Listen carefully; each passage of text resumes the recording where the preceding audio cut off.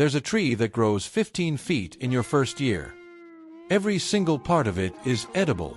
The leaves, the seeds, the pods, even the roots. It's called Moringa. You keep on eating and you can feel your body is more energetic, more healthy, and you can see the difference. But here's what's crazy. The seeds themselves can purify water. Crush them, throw them in dirty water, and an hour later the water is clean. In developing countries, they call it the tree of life. But if you're smart about this, I call it the best investment you can make for $10. The roots, you can use that as a tea. And then the trunk, you can scrape it, squeeze it, get the juice, put in your cut skin, and your skin will heal. Because once it's growing, you're not just getting free food. You're getting years of nutrition that would cost you $800 a year at the supermarket. You're getting purified water for emergencies. And if you want, you're getting a side income from selling the products. Some people are making $300 to $1,000 a year from a single tree. Today I'm showing you exactly how to grow Moringa, what to do with every single part, how much you'll save your first year, and how to actually make money from this tree. Stay with me. One of the things I think are most exciting about Moringa is, for example, the high vitamin content. There's a lot of vitamin A in the leaves. Let me paint you a picture of what most people don't realize about plants and where their food actually comes from. You walk into a supermarket and you see apples from who knows where, lettuce that's been sitting in a truck for a week, herbs that cost $4 for a handful. You spend money every single week. 4 decades. That's the system most of us are trapped in. But what if I told you there's a tree that completely changes that equation? It's called Moringa. It has about 10 different names depending on where you are in the world. The tree of life, the horseradish tree, the drumstick tree, the miracle tree. The fact that it has so many names should tell you something. Cultures across the globe have known about this for generations. Here's what Moringa is in practical terms. It's a fast-growing tree from the Indian subcontinent, but it thrives in almost any warm climate. The growth rate is genuinely shocking. We're talking 10 to 15 feet in your first year. That's not an exaggeration. That's just how fast this tree wants to grow. But here's what makes it special. It's not the growth rate. It's the resilience. This tree laughs at conditions that would kill other plants. It grows in poor soil, drought. It survives that. Extreme heat. It loves it. It actually prefers low-quality soil, which means you can literally plant it in a spot where nothing else grows and it thrives. Compare that to fruit trees you might know. An apple tree takes 3 to 5 years to produce. A lemon tree takes 2 to 3 years. A peach tree takes 2 to 4 years. Moringa starts producing in 3 to 4 months.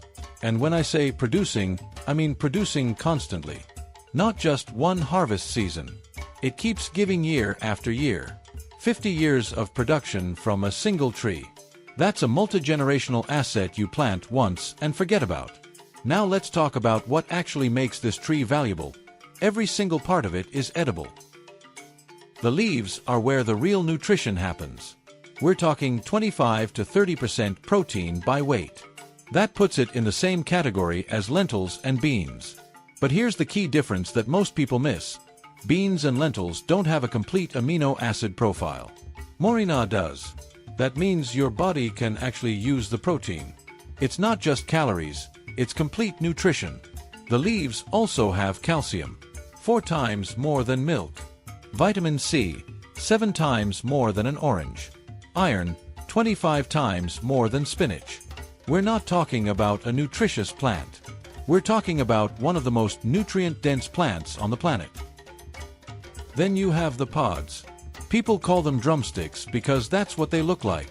You harvest them young, about 12 to 18 inches long, when they're still green and flexible. Cook them like okra. They're versatile. They go into curries, stir-fries, soups. The nutritional profile is similar to the leaves but slightly less concentrated. The seeds are genuinely interesting. Roasted, they taste almost exactly like peanuts. Some people press them for oil, which is incredibly useful for cooking or cosmetics. High smoke point, shelf-stable, and there's a market for Moringa oil that pays real money. The flowers are totally edible. They taste like mushroom, which sounds weird until you actually try it in a stir-fry and realize it works. The bees absolutely love them too, which means if you have Moringa in your garden, you're supporting pollinators. Even the roots are edible, though here's a caution I want to be clear about. The root bark contains a compound that can be toxic in large amounts. So if you're going to eat Moringa roots, do it sparingly. Occasionally, not regularly. Now here's the part that blew my mind when I learned about it. The seeds themselves purify water. This is not theoretical. This actually works. Crush a few Moringa seeds into powder. Add that powder to dirty water, turbid, filled with bacteria, sediment, whatever. Stir it. Let it sit for about an hour. What happens is the crushed seeds act as a natural coagulant. They bind to the dirt, the bacteria, the suspended particles. All of that sinks to the bottom. The water on top becomes clear. Is this a replacement for proper filtration? No. But in a survival situation, if you're off-grid, if you're camping and need water purification, this knowledge is gold. It's literally nature providing for itself. Ancient cultures knew this. They didn't have fancy water treatment plants, but they had Moringa seeds. That's why this tree got its reputation as the tree of life. It literally solved multiple survival problems at once. Now let's talk about why almost nobody talks about Moringa in mainstream agriculture. And this is the key question. If Moringa is so incredible, why isn't your local supermarket selling Moringa leaves? Why isn't every gardening magazine recommending it? Why don't government agricultural programs push it? The answer is simple. There's no massive industry built around Moringa. No giant corporations own the patents. No chemical fertilizer companies profit when you grow it. No pesticide companies make money because Moringa grows so resilient that it doesn't need spraying. No massive marketing budgets pushing it. Compare that to something like avocado. Avocado became a trend. Marketing happened. Supply chains developed. Billions in agriculture business around a single crop. Moringa solves more problems than avocado. More nutrition, faster growth, multiple harvests, water purification, complete protein. But there's no lobby behind it. So it stays hidden in plain sight. That's where we are in 2026. People buying supermarket food that's been shipped across the country. Spending $800 a year on groceries. Not realizing that a single $10 investment in a Moringa seed could replace a significant portion of that expense. And that's just the personal survival angle. That's just the food angle. What if I told you that this tree can also make you money? We'll get to that in the next segment because that's where it gets genuinely interesting. For now, understand this. Moringa is not some exotic plant that only grows in tropical paradise. It grows in Texas. It grows in Phoenix. It grows anywhere that's warm enough for 70-degree nights. And once it's established, it becomes one of the most productive assets you can plant. One tree, $10 investment, decades of production, multiple income streams, complete nutrition, water purification. This is what a real asset looks like. So you're convinced. Moringa sounds incredible. But now you're thinking, how do I actually grow this? What could go wrong? And more importantly, how do I actually make money from it? Let's start with the practical part, getting your first tree in the ground. There are essentially 3 ways to start Moringa: seeds, clones, or buying a mature plant from a nursery. If you're going for the long game, and you should be, growing from seed is genuinely the best option. Seeds cost $2 to $5 each. You direct sow them in warm soil.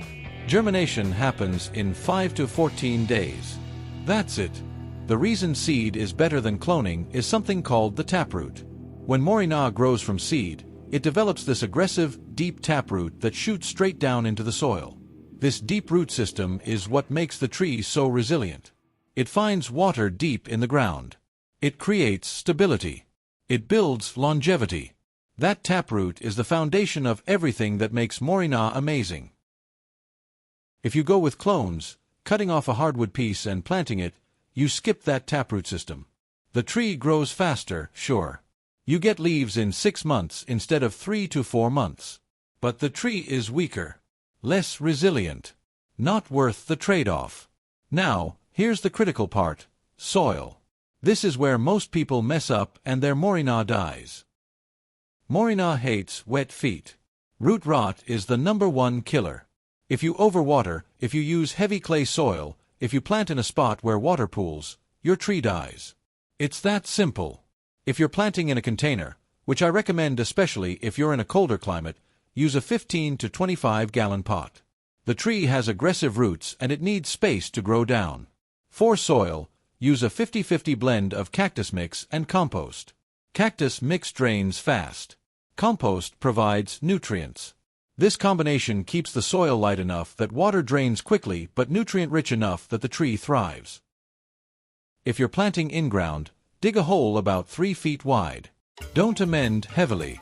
Moringa actually prefers poor soil. Too much nitrogen fertilizer and you'll get a lot of leaves but no fruit. The tree interprets rich soil as keep growing leaves instead of produce seeds. You want to keep it slightly hungry so it focuses on reproduction and seed production. Now, here's the temperature question because this is critical. Moringa is a subtropical tree. It needs warmth. We're talking 70-degree nights as a minimum. Once you get below 40 degrees, the tree starts shutting down. Below freezing and it dies.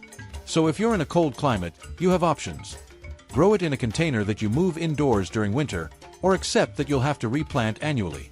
If you're in Texas, Phoenix, Southern California, Florida, the Gulf Coast, you're in perfect Moringa territory. The tree thrives. If you're further north, you can still grow it, but you need to plan for winter protection. The watering strategy is counterintuitive. Don't water on a schedule. Water infrequently. The idea is to build resilience in the plant. When you water frequently, the roots don't need to go deep. When you water infrequently but deeply, the roots stretch downward looking for moisture. This creates that resilient system we talked about. Once the tree is established, it's incredibly drought tolerant. But you have to earn that through the early growth phase. Sun is simple. Give it all the sun you can possibly give it. Full sun, all day, every day. Don't shade it. This tree loves light, and the more light it gets, the faster it grows and the more productive it becomes. For mulching, use 2 to 3 inches of good mulch around the base. This retains moisture during the hot parts of summer and keeps the soil cool. Once the tree is established and its root system is deep, you can reduce the mulch. But in the early phase, it helps. Now let's talk timeline because people want to know exactly what to expect.